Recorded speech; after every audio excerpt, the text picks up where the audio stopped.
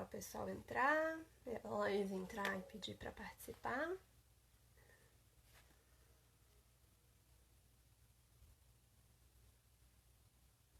Oi, Bru, tudo bem?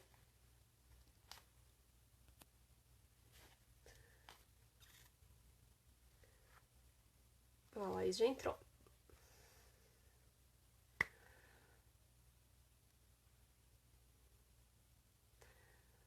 Oi, Ju, trolleys.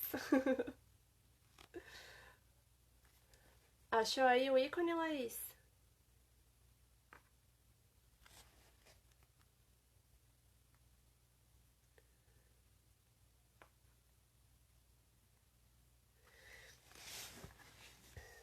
A gente vai falar hoje sobre saúde, né? Especificamente sobre alimentação. A Laís é nutricionista e a gente estava conversando esses dias e a gente chegou à conclusão de que muitas das coisas que a gente pode fazer para melhorar a nossa saúde também ajudam a preservar o meio ambiente. Então vamos trazer esse tema hoje aí.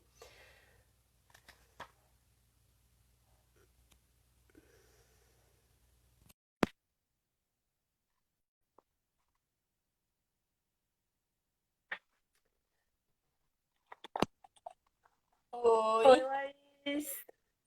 tá me ouvindo bem? Tudo certo? Tá dando pra ouvir legal? Acho que tá, pessoal. Vocês estão ouvindo direitinho aí?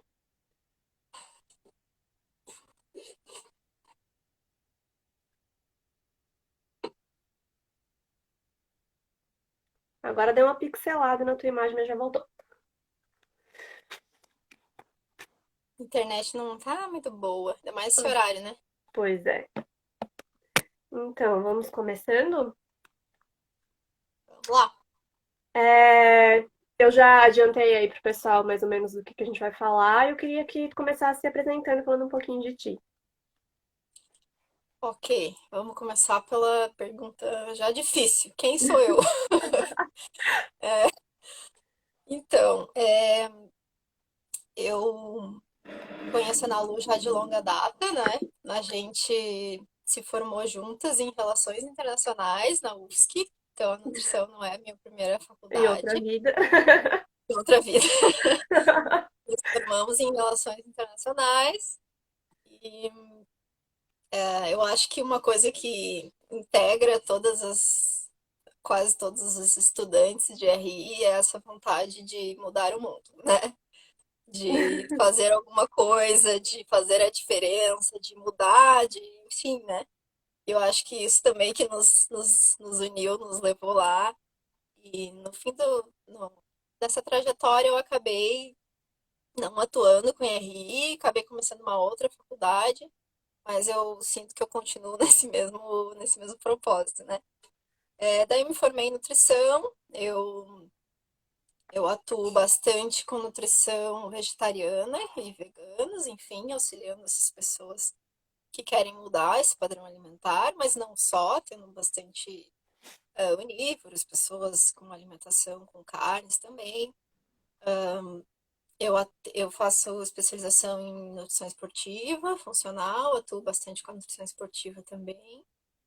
E estou finalizando o mestrado agora na UFSC, em nutrição clínica.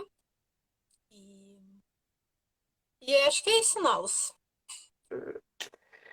Então, a ideia dessa live surgiu com uma conversa nossa, né? Em que a gente estava falando sobre justamente a conexão desses temas, né? Da nossa saúde e da saúde do planeta. A gente cada vez mais se dá conta, né, de que não tem como separar uma coisa da outra, que a gente depende do planeta estar bem para a gente estar bem e que, na verdade, todos esses cuidados que a gente fala bastante aqui no perfil e no instituto também, desses cuidados com o meio ambiente, de reduzir a produção de lixo, a gente fala que são cuidados com a natureza, mas na verdade o planeta já estava aí muito antes da gente, vai continuar aí muito depois da gente. A gente está tentando salvar a própria pele, né? É... Ah, boa. A Luísa entrou e sugeriu que a gente coloque o pin do título. É... Pessoal, se tiverem perguntas ao longo aí, podem colocar. talvez a gente não consiga ler na hora, mas aí na Lua anota aí, a gente resgata Isso. elas. E Eles eventualmente, se a gente não conseguem. conseguir responder alguma pergunta também, eu anoto e a gente faz uma postagem separada depois, pesquisa. Estamos aí todos para aprender juntos, né? É, então, eu queria que a gente podia já começar falando de como é que tu acha, assim, qual a conexão desses dois temas, da saúde do planeta e da nossa? Certo. Bom, tem várias conexões que eu vejo.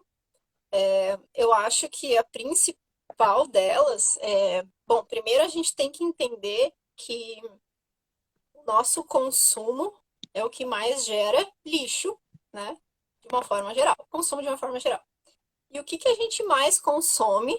Aí pensando em classe média para baixa, o que a gente mais consome é alimento, né? A nossa alimentação vai integrar nosso maior consumo, né? E quando a gente pensa em alimentação e lixo, qual é a relação qual é a relação de saúde que a gente tem? Ela é total, porque assim, o que, que a gente tem de mais evidência científica recente, que é muito importante a gente pensar na nossa saúde, é a gente diminuir o consumo de ultraprocessados e industrializados, né? Isso já está, inclusive, no Guia Alimentar para a População Brasileira, que é um guia super inovador em termos de mundo, que ele já traz essa ideia do ultraprocessado, do minimamente processado e do alimento in natura, né? E só para todo mundo entender o que seria isso, um alimento minimamente processado, que é essa classe intermediária, por exemplo, um feijão que só foi ensacado, né? Ou algum alimento assim que ele foi minimamente modificado, mas ele está lá na prateleira para a gente consumir. Ou também um enlatado, que ele é adicionado, por exemplo, de sódio para conservar e tal, mas ele não teve muita modificação. Ele é um alimento muito parecido com o que a gente encontra na natureza, né? Isso seria um alimento minimamente processado. E um alimento ultraprocessado, que é o que efetivamente a gente precisa excluir ou minimizar ao máximo na nossa alimentação, é o alimento realmente industrializado, que a gente nem consegue verificar qual que é esse alimento na natureza, né? Por exemplo, pegar um biscoito, não encontro biscoito na natureza. O biscoito, ele, na verdade, ele é um mix de um monte de produtos e um monte de produtos industrializados, industriais, né? Que vão se juntar e formar um novo alimento, né? E esses alimentos ultraprocessados, por uma série de motivos, eles são ricos em gordura trans, por exemplo, que dá mais durabilidade e gosto e também crocância para os alimentos. Gordura trans é uma gordura que foi modificada pelo ser humano, né? Que traz malefícios para a saúde. E esses industrializados, além da gordura trans, que na verdade vem com vários nomes, gordura vegetal hidrogenada, né? Uma série de tentativas também da indústria de mascarar aquela gordura trans que as pessoas já identificam e associam como sendo uma coisa negativa, né? Mas esses produtos vão ter uma série também de conservantes, né? De aditivos químicos, de corantes, de realçadores de sabor, que também já tem estudos demonstrando que prejudicam a saúde, enfim. Então, esses produtos ultraprocessados, que a gente nem reconhece como qual é o alimento, né, da forma natural, da mesma forma, digamos, fazendo uma analogia, o nosso organismo tem muito uma dificuldade de reconhecer aquele alimento como alimento, né? E, e quando a gente pensa nesses produtos ultraprocessados que estão cada vez mais presentes na nossa alimentação, na nossa sociedade moderna, por uma série de fatores, né? As pessoas não têm mais tempo de cozinhar em casa, as pessoas que precisam de uma coisa prática. Muitas vezes são os produtos mais baratos que a população encontra, né? Enfim, vários motivos nos levam a hoje, como sociedade moderna, estar incluindo muito esses produtos na nossa alimentação, né? De uma forma muito expressiva. Isso também gera uma série de resíduos, principalmente de embalagem desses produtos, tudo que foi utilizado para a industrialização desses produtos, enfim, E isso, se a gente for pensar, é o maior conteúdo de plástico que a gente usa na vida e que usa e acaba sendo um rejeito no final da cadeia, né? O plástico a gente sabe que é muito difícil de reciclar e é um dos piores problemas, eu acho, aí de E a relação. maioria deles tem aquelas embalagens que não são só. Porque o plástico reciclável é o que é um tipo de plástico, né? E a embalagem de salgadinho, que são vários componentes quase fundidos ali, que é praticamente impossível de reciclar. A embalagem do biscoito. Tem toda essa questão do lixo pós-consumo, mas tu levantou também, né, o lixo pré-consumo, tudo que se gasta de recurso para produzir aquela coisa, que não é nem um pouco Sim, com sustentável. certeza. E essa coisa do plástico até é uma coisa que eu queria trazer para as pessoas. Eu não sei se todo mundo está aqui está bem consciente de como é difícil reciclar plástico, né? Porque eu, por exemplo, até um ano atrás, 2 anos atrás, eu não fazia ideia do quanto era difícil reciclar plástico. Eu achava que era só evitar que ele caísse nos oceanos, jogar ele no lixo reciclável, que estava tudo certo, né? Eu não sabia dessa dificuldade que é reciclar plástico, esse problema mundial que é gerado na reciclagem de plástico.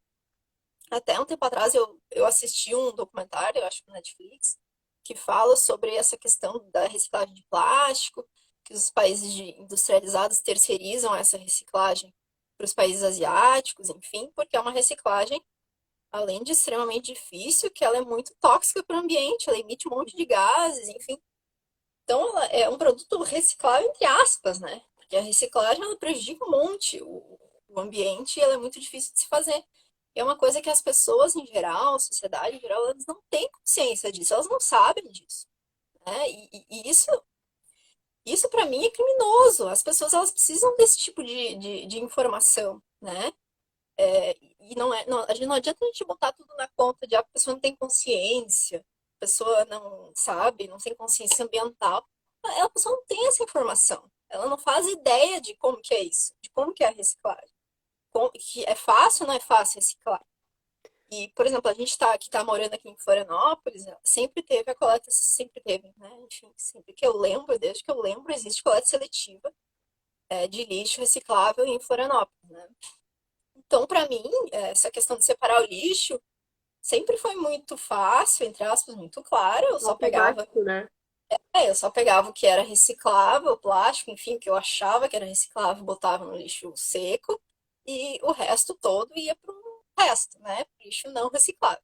E para mim era tipo, beleza, eu não sabia mais do que isso, né? E eu não era assim uma pessoa totalmente sem instrução, né? E até que eu comecei até inclusive esse nosso contato aí com a Ana Lu, que eu comecei a conversar mais com ela sobre essa questão do lixo, a partir da gente ter começado esse processo aí da pandemia, né?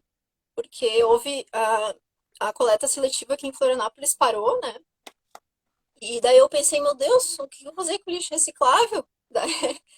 E daí eu comecei a estudar mais. Daí eu comecei a lavar as embalagens, que eu nem lavava, porque eu nem me dava conta que eu precisava lavar as embalagens para elas serem recicladas. Não sabia, sei lá, não percebia.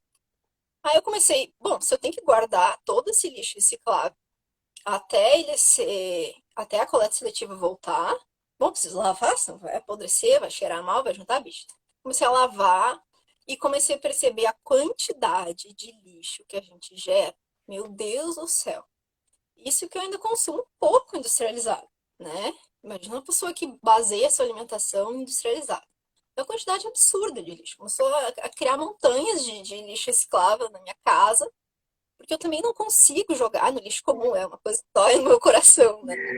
Eu ouvi bastante comentários de pessoas, assim, pelas internets, comentando como a produção de lixo aumentou durante a quarentena. Mas, na verdade, foi o nosso contato com o nosso lixo que aumentou, porque como a gente está em casa, a gente não está jogando no lixo da rua, a gente está jogando ali no lixo que a gente vai ver ele acumular, né?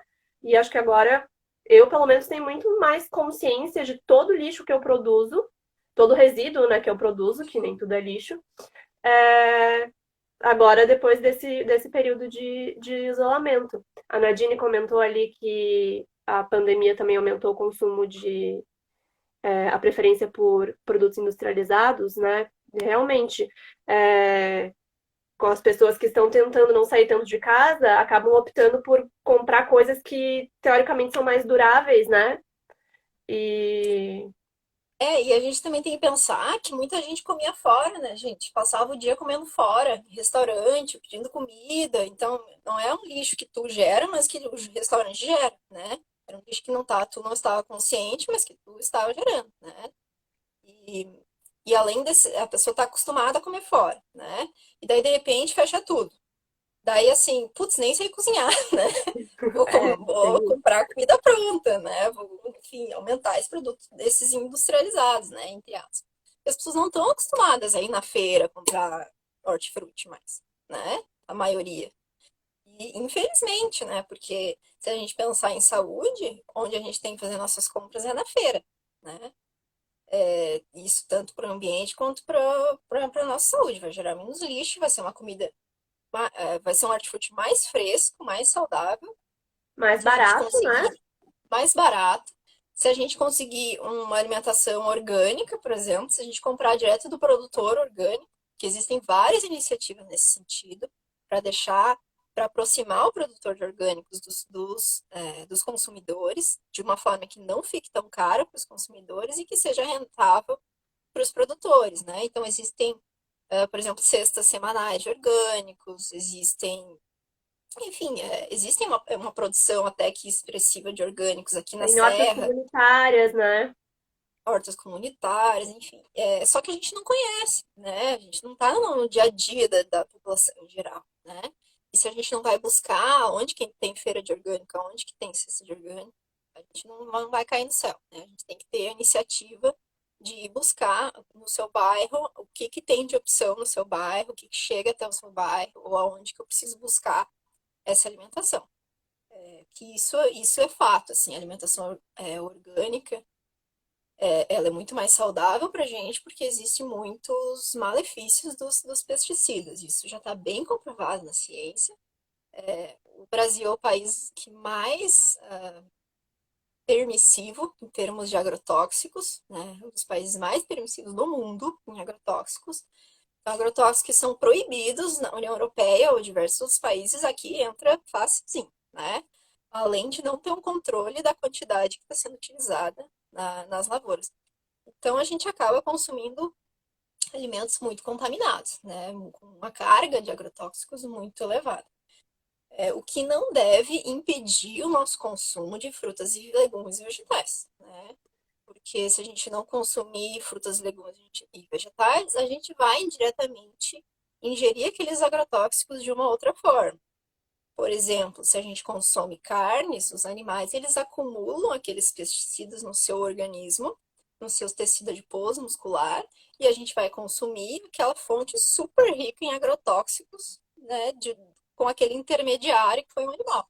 Mas existe uma bioacumulação de agrotóxicos. Então, entre consumir agrotóxicos na fonte a consumir secundariamente ou também nos produtos industrializados, né, que eles vão usar matéria-prima com agrotóxico, com certeza, que é o mais barato, né? Então, isso não deve ser uma desculpa para a gente não consumir frutas e verduras. Mas, sempre que a gente puder, a gente deve optar, sim, pelos orgânicos, né? O máximo possível. E os agrotóxicos também causam um dano ambiental bastante grande, né? Tanto a produção de agrotóxico, os produtores de agrotóxicos estão encaixados dentre os empresários que têm que fazer a logística reversa do lixo que eles produzem, para a gente ver o quanto que isso é tóxico, né? Então, Sim, com certeza. toda a cadeia é tóxica, né? Para nós, para o meio ambiente, desde o início até o final. Até a Com gente. certeza. É uma cadeia que não está baseada na nossa saúde, não está baseada no nosso bem-estar, né? Está baseada na lucratividade, né? Na economia de mercado, enfim. E a Sim, gente, como consumidor, o que nos fortalece é a informação, né? O consumidor que está consciente de tudo isso é um consumidor mais exigente. O consumidor mais exigente, ele faz com que as regras mudem, eles faz com que as empresas prestem atenção, comecem a oferecer um produto de mais qualidade em termos de saúde. Se a gente comparar, por exemplo, consumidor brasileiro, consumidor europeu, existe uma grande diferença. O consumidor europeu, ele está consciente, ele tem mais educação em relação a isso. Ele está consciente que orgânicos são melhores, ele cobra isso. Ele está consciente de rotulagem nutricional, que é muito melhor lá do que aqui. Enfim, diversas coisas que o conhecimento nos garante, né? E isso é o que nos liberta, né? Enfim, o conhecimento que liberta as pessoas. As pessoas não sabem de todos os malefícios que causa, enfim, e a indústria também, né? Melhor para Ela eles que a só gente está não saiba, interessada né? no lucro dela, não está interessada na saúde, né? Então, a gente precisa buscar essas informações e acabar saindo do modo automático e sendo bem crítico, cada vez mais buscando conhecer aquilo que tu está consumindo, para tu fazer as melhores escolhas. Infelizmente, se tu vai no piloto automático, tu adoece, tu tem uma É, qualidade de vida péssima, porque não existe um. Às vezes a gente tem essa impressão de que o Estado ele é um ente garantidor, inteligente, que ele vai suprir a nossa segurança, a nossa saúde, mas ele não vai, né? E a gente precisa estar consciente disso, porque a gente tem que ser responsável pela nossa saúde, né? Então, assim, porque todo mundo faz, porque não sei o que, porque é o normal. Questionem o normal. É normal? O que que é normal? Né? A gente adoecer, a gente tem um monte de doença cardiovascular, a gente tem um monte de câncer aumentando, a gente tem hipertensão, a gente tem obesidade aumentando um monte. Será que é normal? O normal é bom, né? realmente. E tu mencionou ali de como o consumidor tem o poder de exigir mudanças e que essas mudanças realmente aconteçam, né? Eu acho que esse exemplo da pandemia fica bem claro. Como as indústrias, as empresas dependem da gente, dependem do nosso consumo. E a partir do momento em que a gente cria consciência é, sobre o que, que a gente, onde que a gente vai investir, né? Porque na verdade, quando a gente está comprando, a gente está investindo em alguma coisa. Então, eu acho que essa consciência de em que tipos de negócio a gente vai investir, se tratando de qualquer coisa, mas agora especificamente de comida, é super importante. Comprar local, comprar orgânico, comprar a granel, né? Não, Tudo com isso. certeza. A indústria de orgânicos, ela tem até um custo mais elevado, a gente tem que também se perguntar por quê, né? Claro, ela vai ter uma produção mais difícil, né? Sem usar pesticidas e venenos para evitar as pragas, enfim. Mas, assim, o que a gente tem de incentivo fiscal, N incentivos do governo para os grandes latifundiários, para os grandes produtores aí de monoculturas, é muito grande, é muito desproporcional em relação ao pequeno produtor, ao produtor de orgânico. O produtor de orgânico não tem incentivo, né? E daí tu vai lá grandes nomes aí, grandes fazendeiros da pecuária, da agropecuária, têm enormes incentivos, né? Então é claro que isso baixa o custo da produção de uma forma desleal, né, em relação aos pequenos produtores, os produtores de orgânicos, né? Que Sim, também está nos ligando de novo a essa questão da consciência política, né? Gente, tudo é política. Não tem como, eu não gosto de política, eu não quero saber de política. Tudo é política. Todas as nossas decisões são políticas. A nossa decisão de consumo alimentar é política. Todas as decisões de consumo são políticas. E, e, e a política está muito ligada ao que tipo de indústria que o meu país vai incentivar e por quê? Isso é benéfico para qual população, para quem, né? Enfim, essas são questões que a gente precisa estar conscientes para a gente cobrar, para a gente eleger os melhores governantes que se alinhem com as nossas ideologias, com o as ano de nossas. eleição tá aí, né?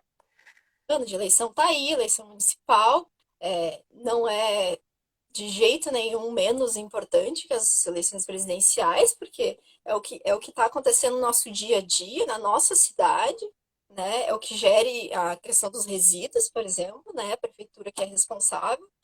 Então, é muito importante a gente estar atento aí nos nossos candidatos e nas propostas, né? É. Vocês têm alguma pergunta, gente? Fiquem à vontade aí para comentar.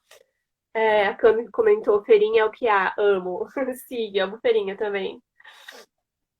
Perto da minha casa, em Coqueiros, tem uma feirinha nos sábados. É sempre as mesmas famílias, já me sinto em casa. Ó, o Johnny comentou, parabéns pela iniciativa, informações que todos precisamos tomar conhecimento. Eu queria que tu comentasse um pouquinho também, Laís, sobre a gente, né, uma vez que a gente adquire essa consciência da importância de consumir mais alimentos menos industrializados, de consumir mais vegetais, a gente cai em um outro problema que é o uso desses vegetais. A gente esquece a gente joga muita coisa que não deveria fora, né? Tem muitas partes de alimentos e muitos alimentos que a gente não acha que são comestíveis, mas que na verdade são, e tendo criatividade a gente consegue aproveitar muito mais o alimento, produzir muito menos lixo e economizar, né? Gastar menos dinheiro. Sim, eu acho que o primeiro passo para quem acho que está nesse caminho é realmente tu diminuir os ultraprocessados e aumentar esses produtos minimamente processados ou in natura, os produtos de feira. Sejam frutas, legumes, vegetais, sejam cereais, sejam leguminosos, que é o arroz com feijão, né? Isso também tem em feira. E, e só o fato de tu estar lá comprando na feira, tu já está minimizando bastante tua carga ali de resíduo que tu tá gerando, né? E resíduo orgânico, vamos lembrar que ele é compostável, ele é riqueza, né? E ele é facilmente, entre aspas, facilmente reutilizado de uma forma muito positiva, né? Então, ainda que tu não utilize integralmente as cascas e etc., já é um lixo que quase não é lixo, né? É uma riqueza, né? Que se tu der a destinação correta, Não é tá lixo. ótimo, né? Não é lixo. Agora, se eu vou comprar só embalagem, embalagem, embalagem, embalagem, aí é puro lixo e puro plástico, né? O que é muito difícil tu encontrar alguma embalagem que não seja plástico no consumo dos teus alimentos ali do dia a dia, né?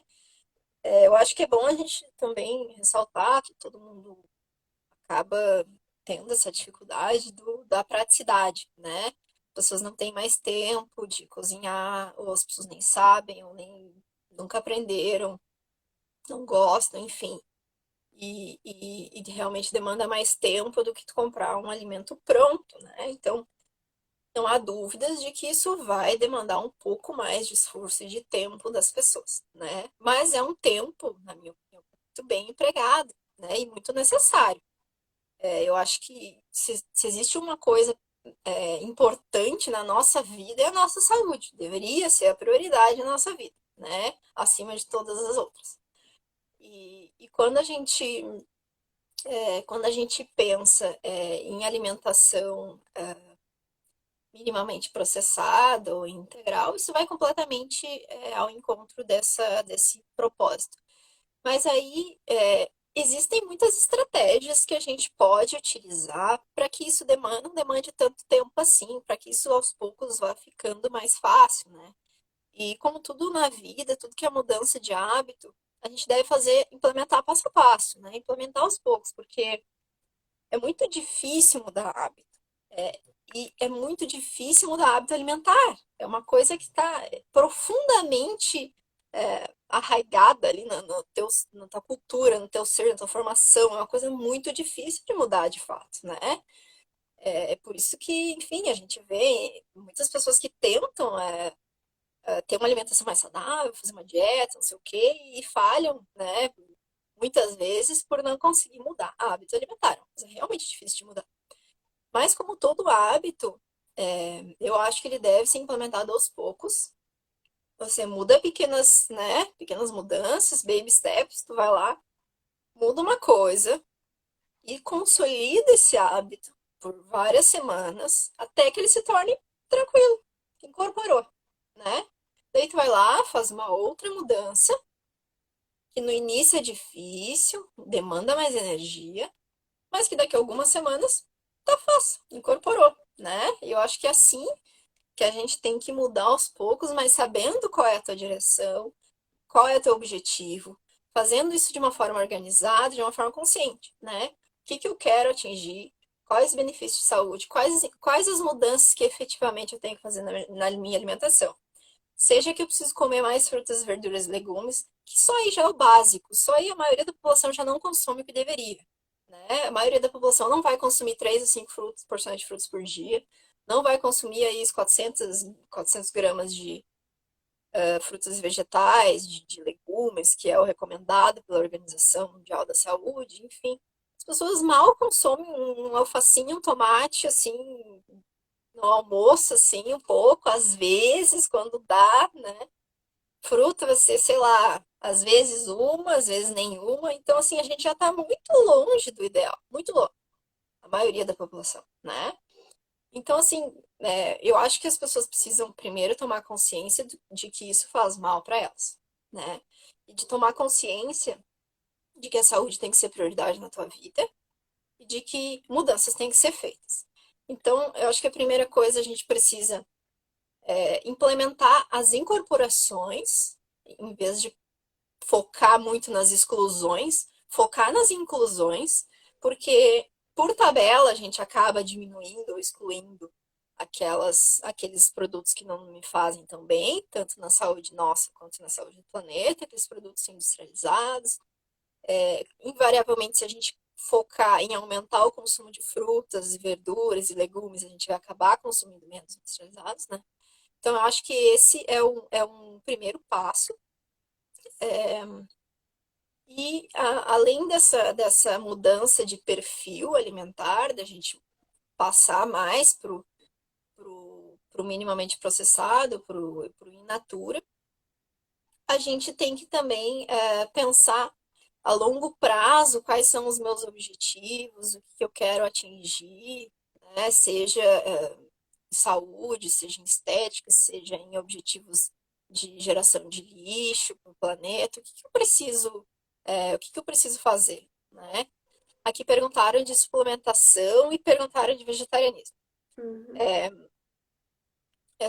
Bom, o vegetarianismo, eu não tenho nenhuma dúvida de que ele é mais saudável para o planeta. Por quê? Eu acho que muitos que nos assistem já devem ter tido contato com esse tipo de informação, mas simplesmente existe um desperdício enorme de recurso quando eu estou consumindo animais ou carnes de animais que são, digamos, o final da cadeia.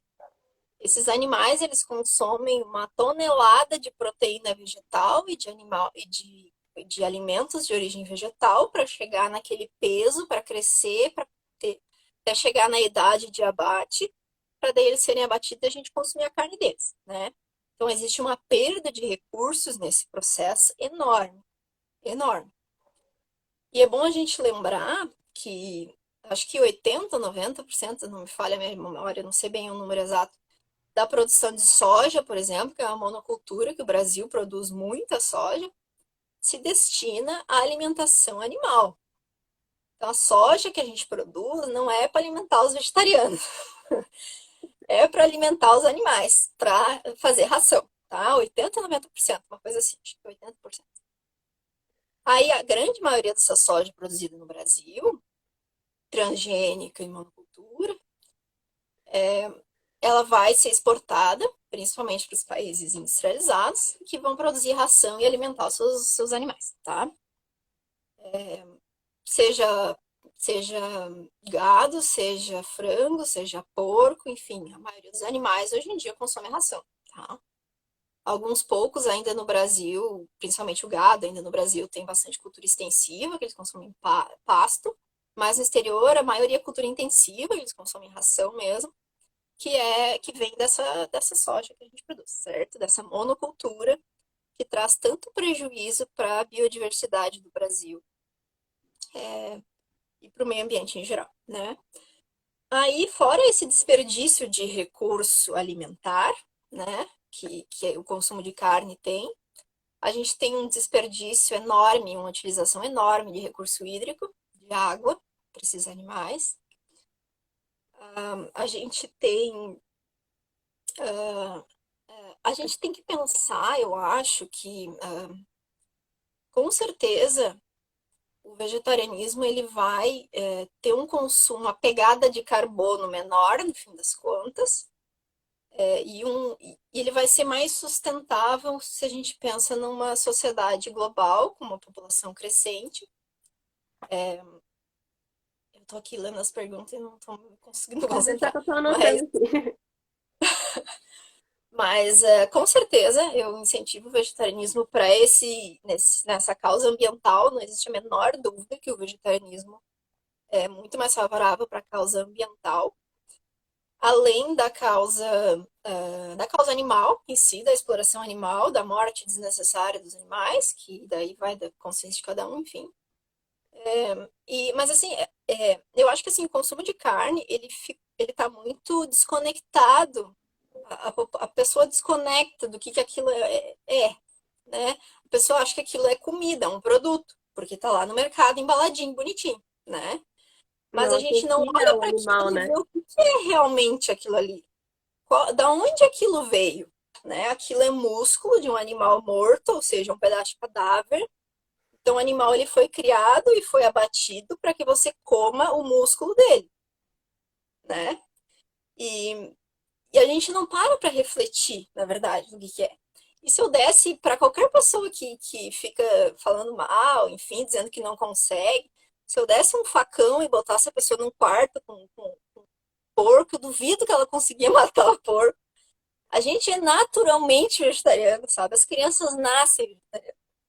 Porque a gente não tem, aliás, a maioria de nós não tem tanto esse instinto de matar um animal só por prazer ou por comer a carne dele, né? A gente mata ou matava ou há milênios mata por necessidade, né? E, e E, hoje em dia a gente não tem mais essa necessidade, né? a escala em que isso é feito, né? Sim, é uma escala Muito do que é global, né? produzido vai fora. É uma escala industrial, é uma indústria, se for pesquisar e a fundo, é uma indústria horrível, gente. Não existe abate humanitário, coisa horrível. Assim. Se a gente entrasse em contato mais com essa realidade, acho que todo mundo virava vegetariano na hora, né? Uhum. Mas assim, eu entendo a dificuldade de mudar de hábito, né?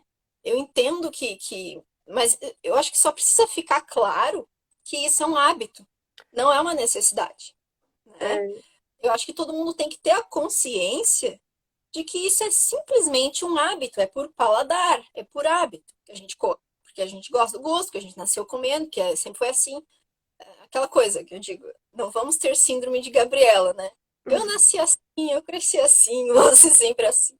Se a gente não para questionar esse hábito, né? Ah, só porque eu nasci assim, eu vou morrer assim, né? E a Todo gente hábito não é precisa querer difícil e acabar dói, com ele de uma vez só, que você estava dizendo antes, né?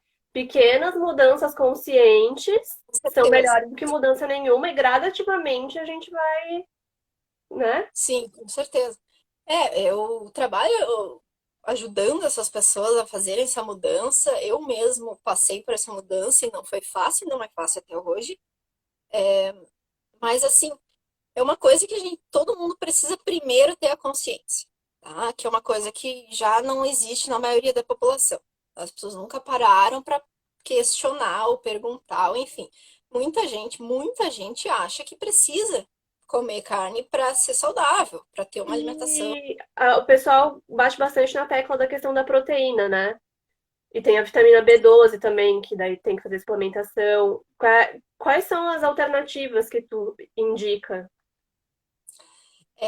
Bom, primeiro que isso seja, não é uma regra, mas eu acho mais fácil que isso, mais sustentável a longo prazo, que isso seja realmente baby steps, devagar, passo a passo, para consolidação de hábito mesmo, e para que depois a pessoa não vai desistir, porque acho muito difícil, né? Porque se tu pula daqui para cá, realmente é muito difícil, né? Mas assim, a gente vive hoje numa era de proteína mania, né? Proteína maravilhosa, tudo é proteína, proteína. A gente só escuta falar de proteína na TV, no bem-estar, que tudo tem que ter proteína, né? E, e na verdade, os estudos mostram que a alimentação ocidental, ela mais do que excede em proteína. A gente está comendo proteína demais. Não precisa comer tanta proteína. faz mal para a saúde comer tanta proteína, sabe? Então, assim, não estou dizendo que todo mundo está comendo demais, mas assim, a nossa alimentação ocidental ela é muito baseada em produtos animais. Muito.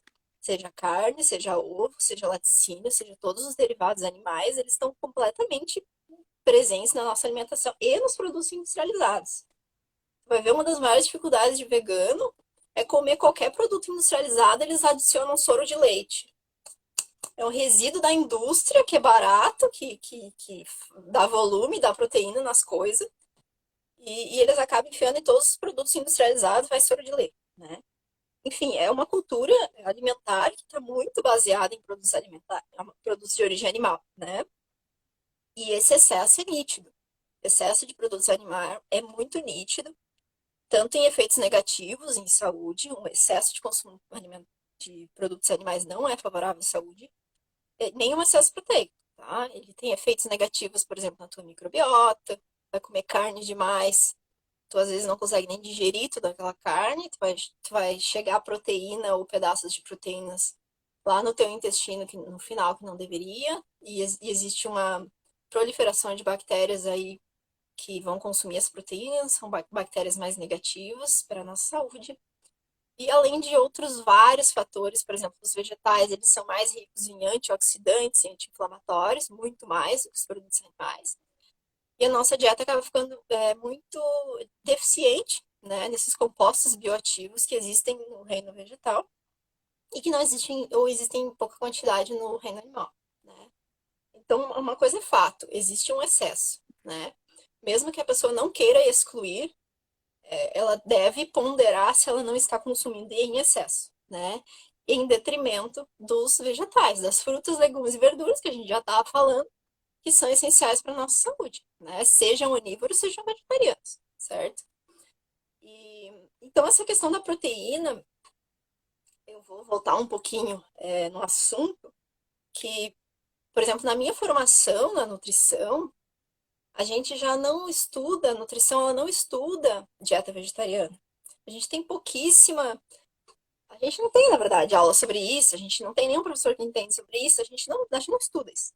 Então tem um monte de nutricionista que sai falando um monte de besteira sobre nutrição vegetariana que simplesmente não estuda o assunto, né?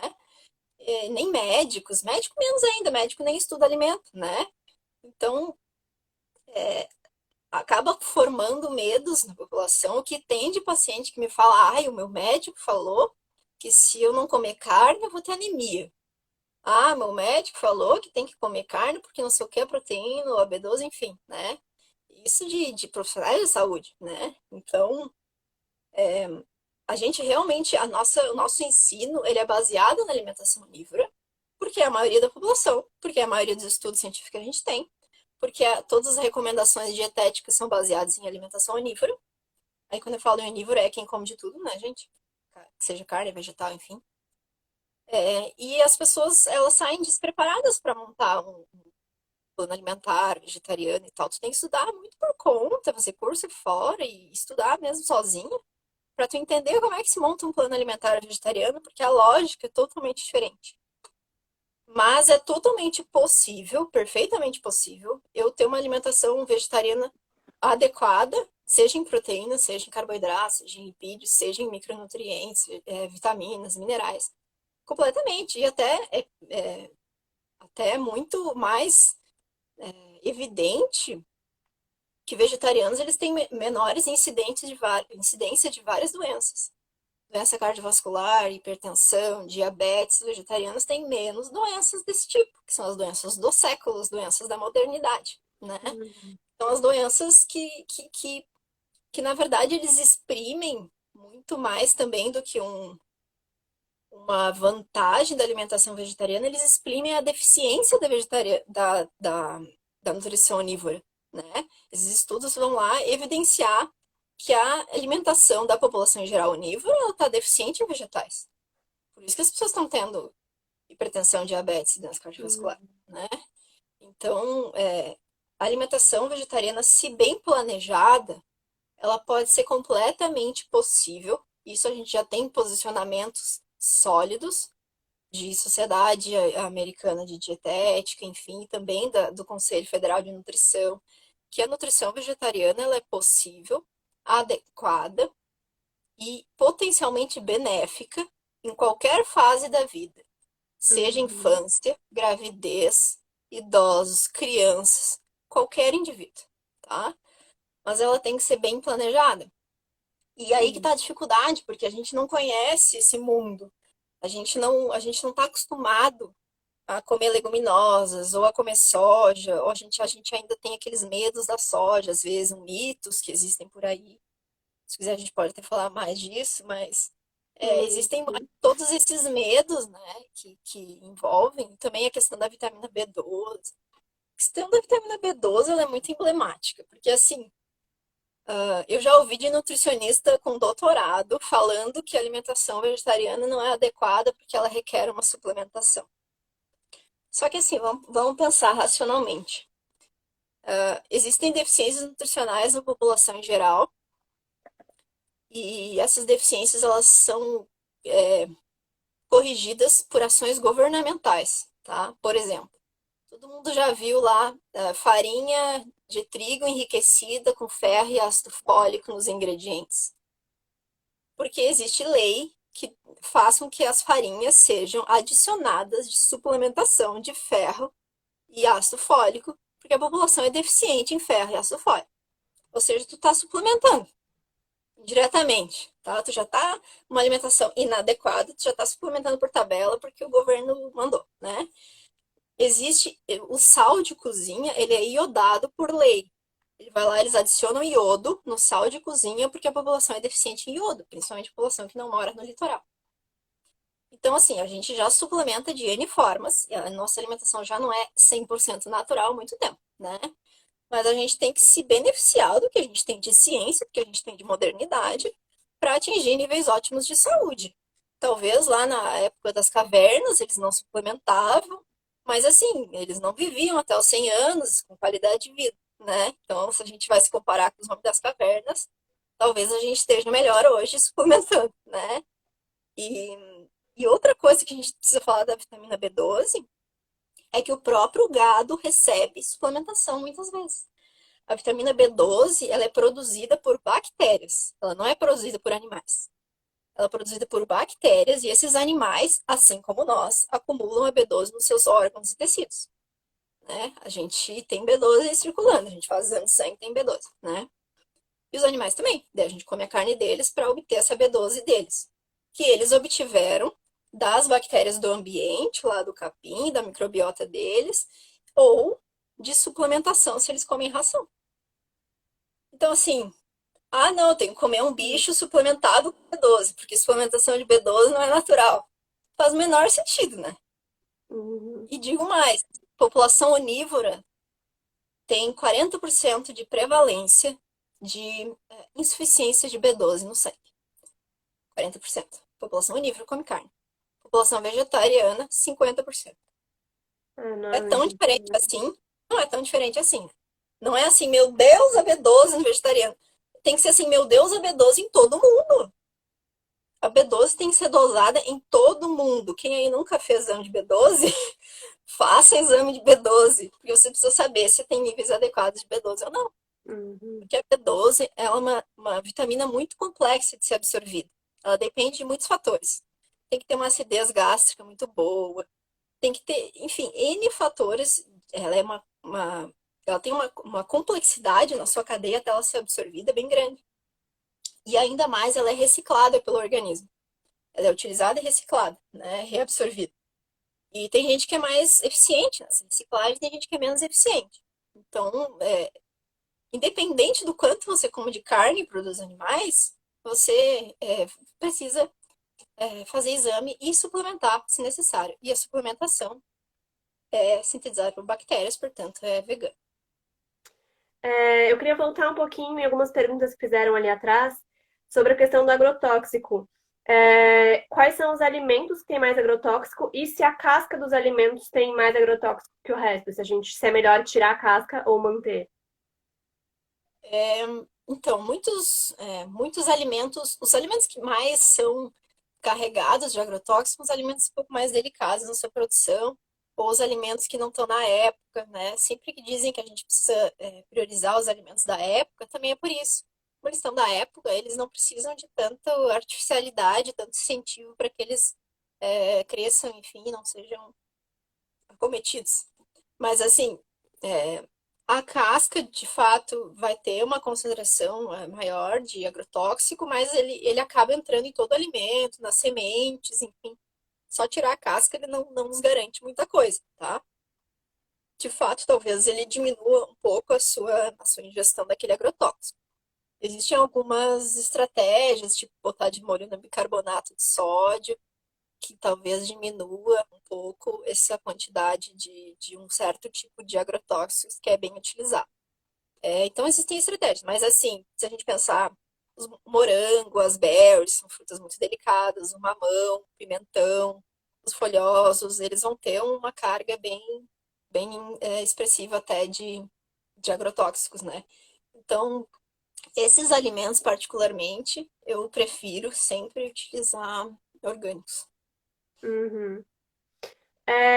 A gente pode colocar depois uma listinha, tu já publicou isso uma vez, eu lembro, sobre os alimentos que mais acumulam agrotóxico, colocou no story. Depois a gente busca lá e compartilha com vocês. E essa receitinha também tu já tinha me passado, é água, vinagre e bicarbonato de sódio, né? Só bicarbonato. Ah, só bicarbonato? Só água com bicarbonato. Hum, tá, tô fazendo errado, gente. É que o vinagre é usado para tirar um pouco dos parasitas, dos ovinhos de parasitas, ele descola os ovinhos. Então, o vinagre é bom para isso.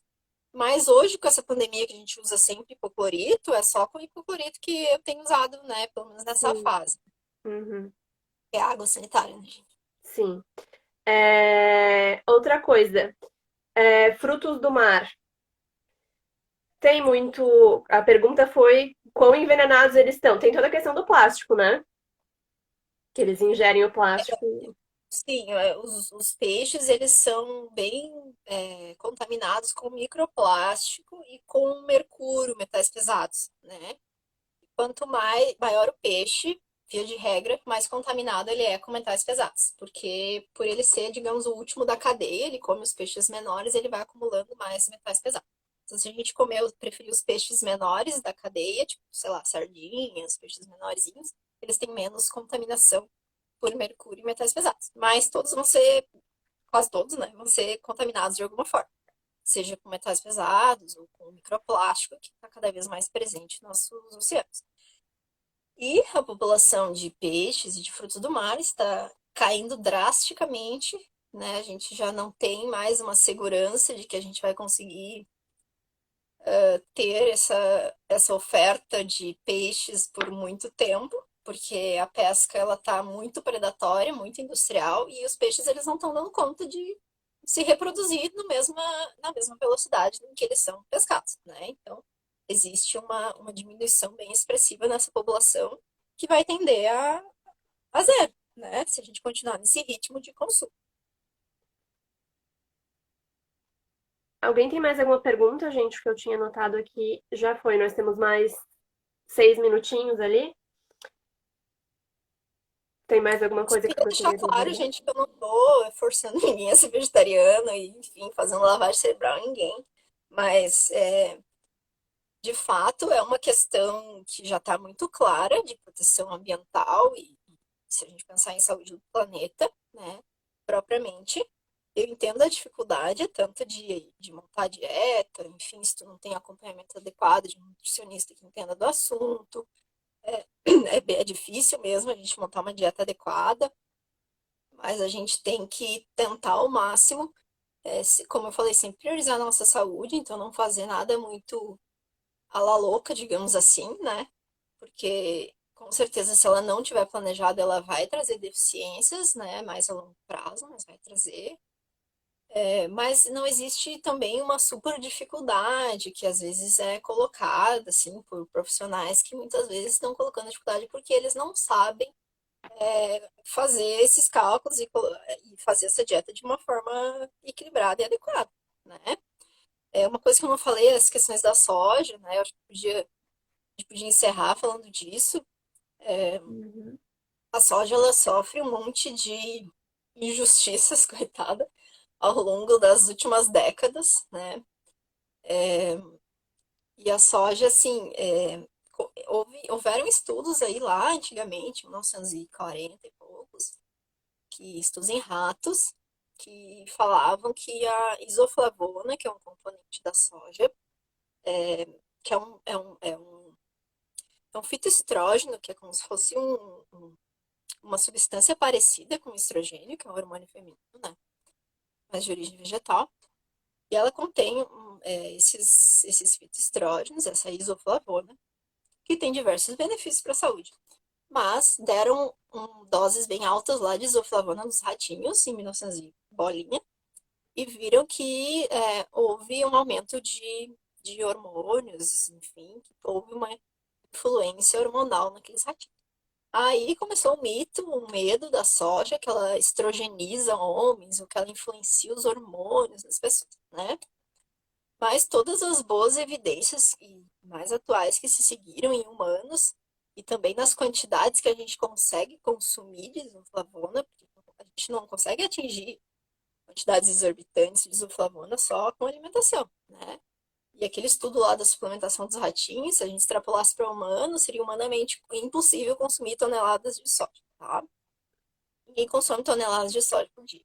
Mas em se tratando de consumo normal, de quantidades normais de soja, não houve nenhuma alteração em hormônios, seja em crescimento, em adolescente, em homem, em mulher, em qualquer indivíduo, tá? Então não precisa ter medo da soja quanto a essa questão hormonal. É a proteína, uma das proteínas de mais qualidade do reino vegetal, mais completas. Então, eu acho que esse consumo de soja ele deve ser incentivado em qualquer pessoa, principalmente vegetarianos, que é uma coisa que a gente não tem o hábito de consumir.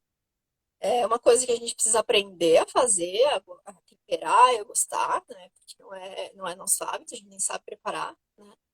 Muita gente fala, eu não gosto, eu provei tofu, achei horrível. Nunca provou. Tofu é tipo carne. Se tu comer crua e sem tempero, é horrível, né?